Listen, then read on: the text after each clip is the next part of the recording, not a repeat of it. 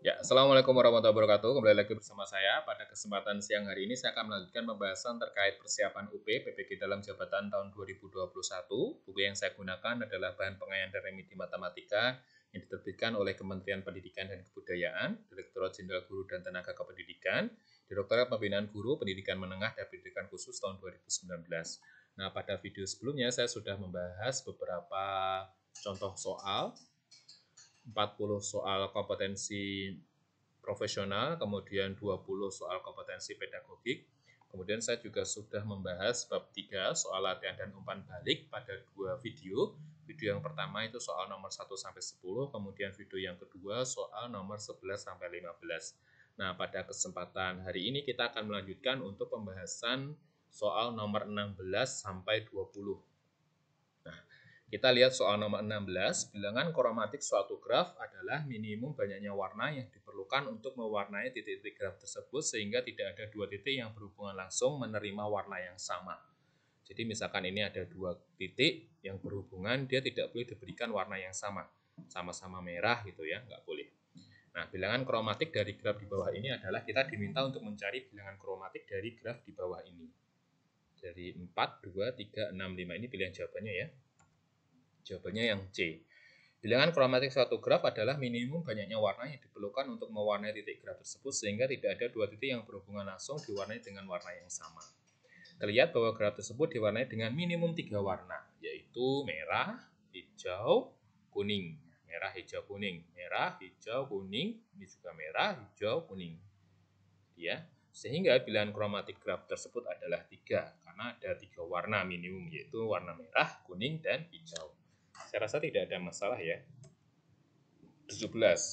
Media yang paling tepat untuk membantu siswa mencapai indikator kompetensi yaitu menentukan himpunan penyelesaian suatu tidak sama rasional adalah ada video yang membuat demonstrasi langkah-langkah penyelesaian suatu tidak sama rasional, kemudian buku siswa yang memuat langkah-langkah penyelesaian suatu tidak sama rasional, kemudian papan tulis dinamis yang memuat langkah-langkah penyelesaian suatu tidak sama rasional, kemudian tayangan PowerPoint yang memuat langkah-langkah penyelesaian suatu tidak sama rasional, kemudian handout yang memuat langkah-langkah penyelesaian suatu tidak sama rasional.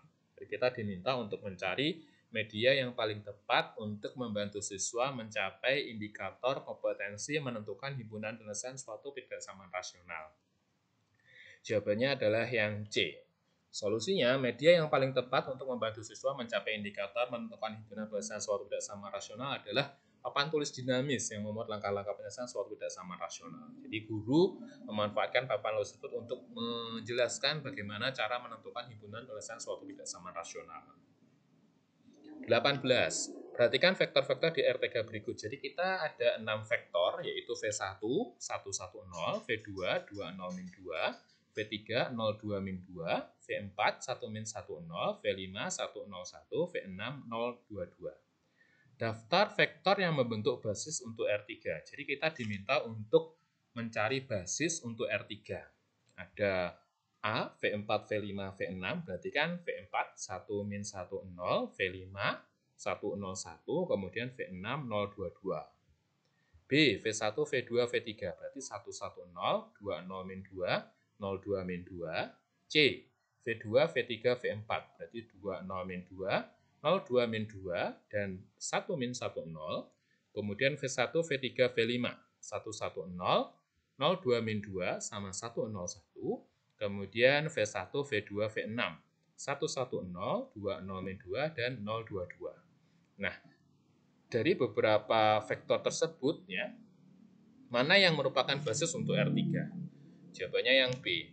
Untuk menunjukkan bahwa himpunan S yang sama dengan V1, V2, V3 adalah suatu basis untuk R3, maka yang harus kita tunjukkan bahwa S tersebut harus bebas linear dan merentang di R3. S bebas linear yaitu harus ditunjukkan bahwa satu-satunya penyelesaian dari K1V1 ditambah K2V2 dan ditambah K3V3 sama dengan 0 adalah K1 sama dengan K2 sama dengan K3. Saya ulangi ya, untuk menunjukkan bahwa S itu bebas linear, yaitu harus ditunjukkan bahwa satu-satunya penyelesaian dari K1V1 ditambah K2V2 ditambah K3V3 sama dengan 0 adalah K1 sama dengan K2 sama dengan K3. Selanjutnya, Harus ditunjukkan bahwa S itu merentang di R3, yaitu dengan menunjukkan bahwa sembarang vektor B yang sama dengan B1, B2, B3 dapat dinyatakan sebagai kombinasi linear dari B yang sama dengan K1, V1 ditambah K2, V2 ditambah K3, V3. Jadi, kalau S bebas linear dan merentang, maka S merupakan basis untuk R3. Ada beberapa catatan berdasarkan teorema untuk membuktikan bahwa S itu bebas linear dan merentang, yaitu dengan menunjukkan bahwa determinan matriks koefisiennya tidak sama dengan 0.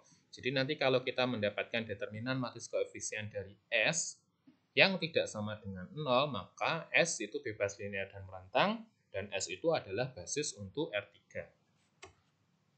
Berarti kita cek pilihan yang ada di depan tadi ya, ada A, B, C, D, dan E. Cek untuk pilihan A, yaitu S-nya dibentuk oleh V4, V5, dan V6. Kita cari determinan matriksnya, 1, min 1, 0 untuk V4, 1, 0, 1, V5, 0, 2, 2, V6. Kemudian kita cari determinan matriksnya. Determinan matriksnya kalau 1, berarti 0, 1, 2, 2. Jadi kan sini 1 ya. 0, 1, 2, 2. Kemudian min dari min 1, 1, 1, 0, 2. Kemudian plus dari 0, 1, 0, 0, 2. Kita cari determinan matriks ini diperoleh sama dengan 0. Karena determinan matriks koefisiennya sama dengan 0, maka S bukan basis untuk R3. Kita mencari determinan matriks koefisien yang tidak sama dengan 0. Ya. Jadi pilihan A ini gagal. Kita coba pilihan B. Pilihan B dengan S itu sama dengan V1, V2, V3. Jadi kita pasang V1, 1, 1, 0, V2, 2, 0, min 2, V3, 0, 2, min 2. Kita cari determinan matriksnya, kita peroleh sama dengan 8. Nah, 8 ini menyebabkan karena determinan matriks koefisiennya sama dengan 8 yang tidak sama dengan 0, maka S itu bebas linear dan merentang, sehingga S adalah basis untuk R3. Jadi jawabannya yang B. Nanti Bapak Ibu Guru coba dicek untuk pilihan C, D, dan E ya. Berapa sih determinan matriks koefisiennya? Apakah sama dengan 0 atau tidak? Oke, lanjut. Selesaikan penyelesaian umum persamaan diferensial berikut. X kuadrat ditambah XY kuadrat min 2 ditambah X kuadrat Y ditambah Y kuadrat min 1 Y aksen sama dengan 0. Jadi kita diminta untuk mencari penyelesaian umum dari sistem persamaan diferensial berikut. Persamaan diferensial berikutnya. Jawabannya yang B, kita coba cek. Ya. X kuadrat ditambah XY kuadrat min 2 ditambah dengan X kuadrat Y ditambah Y kuadrat min 1 Y aksen sama dengan 0. Y aksennya kita rubah jadi dy per dx, ya, tidak ada masalah. Kemudian kita kalikan dengan dx, jadi kita peroleh x kuadrat ditambah xy kuadrat min 2 dx ditambah dengan x kuadrat y ditambah y kuadrat min 1 dy sama dengan 0. Sehingga kita peroleh yang ini itu menjadi m, yang ini itu menjadi n. M-nya adalah x kuadrat ditambah xy kuadrat min 2, n-nya adalah x kuadrat ditambah y kuadrat min 1. Langkah selanjutnya kita turunkan parsial dia terhadap Y untuk yang M dan N itu terhadap X. Jadi kita peroleh do M per do Y sama dengan 2XY. Kalau ini kita turunkan terhadap Y kan 0. Tinggal yang 2XY ini kan juga 0. Kita peroleh 2XY. Untuk yang N kita turunkan terhadap X. Berarti ini kita peroleh 2XY. Yang ini 0, yang ini 0. Terlihat bahwa do M per do Y sama dengan 2XY, do N per do X juga sama dengan 2XY, maka do M per do Y itu sama dengan do N per do X. Karena sama, maka X kuadrat ditambah XY kuadrat min 2 dx ditambah X kuadrat Y ditambah Y kuadrat min 1 dy yang sama dengan 0 tadi merupakan persamaan diferensial eksak. Jadi, persamaan diferensial eksak itu diperoleh karena do M per do Y-nya sama dengan do N per do X. Selanjutnya, ambil f(x)y sama dengan C1 yang merupakan fungsi konstan. Kemudian berdasarkan bentuk x kuadrat ditambah xy kuadrat min 2 dx ditambah x kuadrat y plus y kuadrat min 1 dy, kita turunkan dia secara parsial terhadap x, berarti do f per do x, dapatlah yang ini, x kuadrat ditambah xy kuadrat min 2.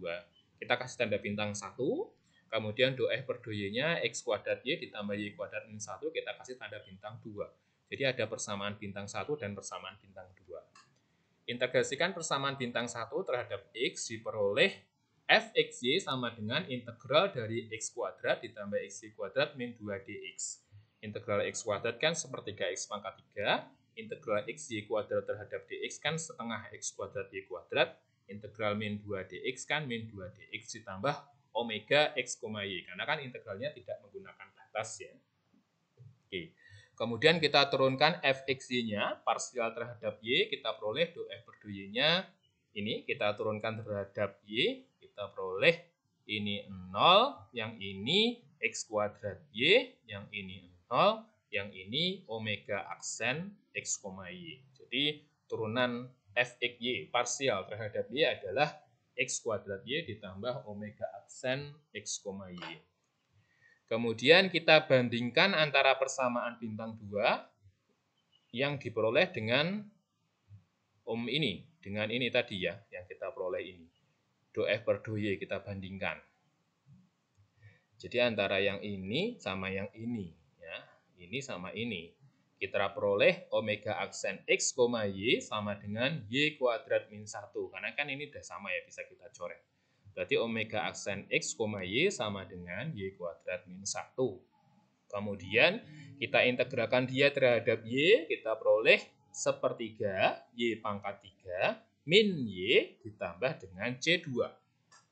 Jadi fx, y adalah sepertiga X pangkat 3 ditambah setengah X kuadrat Y kuadrat min 2X ditambah dengan omeganya. Omega X, Y, yaitu sepertiga Y pangkat 3 min Y ditambah C2 yang sama dengan C1. Karena kan tadi di depan kita sebut dia fxy sama dengan C1 yang merupakan fungsi konstan. Ya.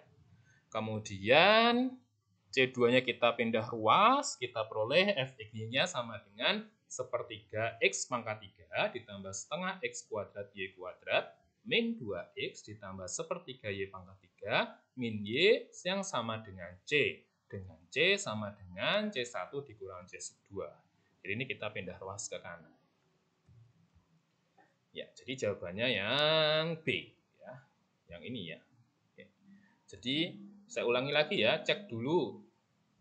Dapatkan dulu M-nya. M-nya dan N-nya sudah kita peroleh. Kemudian kita turunkan parsial dia, yang M terhadap Y, yang N terhadap X, apakah sama atau tidak. Kalau sama, dia merupakan persamaan diferensial eksak. Kemudian kita ambil fxy sama dengan C1 yang merupakan fungsi konstan.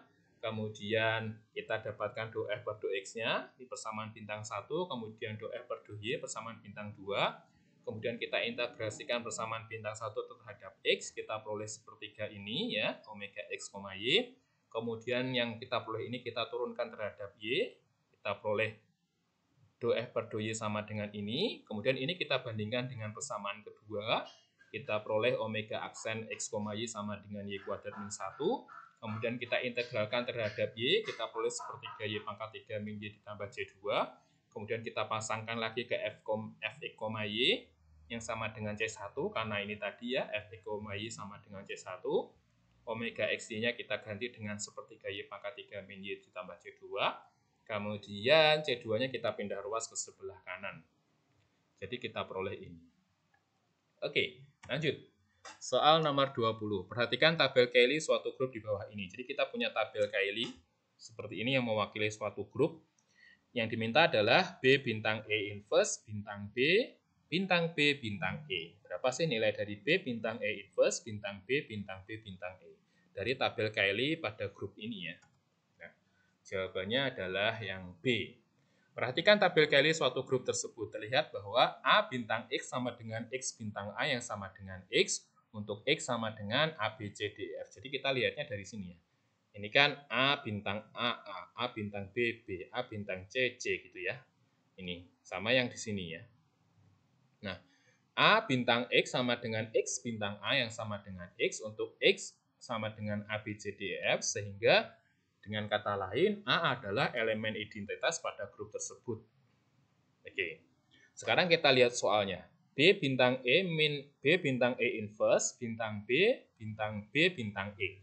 Pertama kita cari dulu B bintang E. B bintang E berdasarkan tabel Cayley ini kan B bintang E. Berarti kan ini ya. Dapatnya F. Maka kita ubah B bintang E dengan F. Berarti F inverse bintang B, bintang F. Karena kan ini kita ganti dengan F, yang ini juga kita ganti dengan F. Nggak ada masalah ya. Kita lanjut. Sekarang kita mau cari F inverse. Nah, kita gunakan F bintang F sama dengan A. F bintang F ini ya sama dengan A. Kenapa sih kita cari yang itu? Karena kan A-nya adalah elemen identitas. Jadi kita menentukan bahwa berdasarkan tabel kali ini A-nya adalah elemen identitas. Sehingga kita cari F bintang F yang sama dengan A. Karena F bintang F sama dengan A, maka F inverse itu sama dengan F. Maka kan ini adalah F inverse. Sehingga F inverse ini bisa kita ganti dengan F. Itu ya. Kemudian kita kerjakan lagi untuk yang F bintang B. Gunakan F bintang B yang sama dengan D. F bintang B ini ya. F bintang B yang sama dengan D. Kita peroleh D. D bintang F. Gunakan D bintang F ini ya. D bintang F. Sama dengan C. Jadi jawabannya yang C. Jawaban C adalah yang B.